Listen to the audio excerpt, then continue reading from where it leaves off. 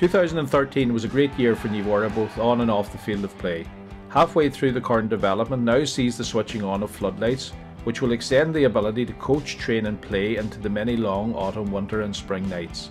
The decision to invest over 80,000 was made after carefully considering the benefits. The club were supported by a great community response to light up our club, and we received financial support both at home and from our immigrant community. A very active and strong development committee are pushing on with further improvements, which will see additional changing rooms as well as a large indoor fitness room. Well, now that there are lights in the club, down at the clubhouse, we can train later in the evenings because sometimes it is harder to get training because of homework and school and everything. And this year as well, we are starting to develop more underage because we started with the under-10s and the under-12s, and they'll find it very beneficial as they're going through. And this year as well, because of all the training we have done, we also won the under-17 Gaeltacht Championship down in Galway this year, and we're hoping to go back and win that next year, so we'll need plenty of training throughout the winter for that. So hopefully the lights will help for that. The winning of the Intermediate Championship, which was an aim we had. We set that aim maybe a couple of years ago, but the long-term aim we set 5 years ago was to get the club, not just the senior team, but the club up amongst the best clubs in the county, competing at senior championship level. We've achieved that aim, but the next challenge starts now in terms of preparing for that level of football. It's important, obviously, we stay this year in Division 2. We've hopefully get that job done, and then we can focus on also the championship. But in terms of the club, everything's going in the right direction. The lights here tonight, the facilities, the committee working behind the scenes, the support from the community is something else. And I think last Sunday was just crystallised everything for the club in terms of where the club is going, and please God we'll keep driving that forward. Well, you could see tonight we're out right away after they switched on the lights, and all the wee kids are out as well. That's what it's all about, like getting all the wee kids out, because like we won the intermediate on Sunday, but it's a big result, but the championship's only for a year, but these lights, they'll be for forever, hopefully. The system we have here is it's called a 250 lux lighting system, which is a match spec lighting system. And we get that from Croke Park. They have guidelines for 250 lux and 100 lux for training lights. So the first part of the job was we took the old lights down from the pitch here and relocated there just after Christmas to the training lights. Got them going, we have 100 lux down there. And then we started this new project then. We got Thorn Lighting, an international lighting company, very reputable. We got them involved from my contacts in the UK, and we got a design done. They came up with a design for lights. We spec'd the lights. We then sourced the lighting poles down in a great place down in outside Dundalk, out in Cooley. So they gave us a design for the lighting pole to match the light fittings, and they give us a design for the bases, the floodlight bases. So really that was it, and the rest of the electrics I could handle, the design of the electrics.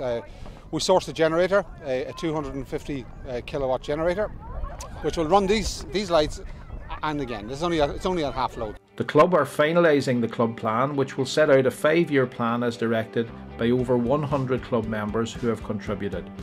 The plan looks at areas such as social inclusion, facilities, underage development, language and culture, and where it can further involve the entire community in non-playing areas. Well, if you look at it, Charlie, this was the best session we had. The excitement the kids got from the light was great, and the enthusiasm, and plus the fact too, it just means that we can extend our year on, because the whole GAA calendar drags on later in the year now. So November and October are two very important years, so it means that we can come here and not even and play a wee kind of games among ourselves with the children, and it keeps them out of the house. And sure, if they're out of the house and doing exercise, sure, isn't that all a good thing?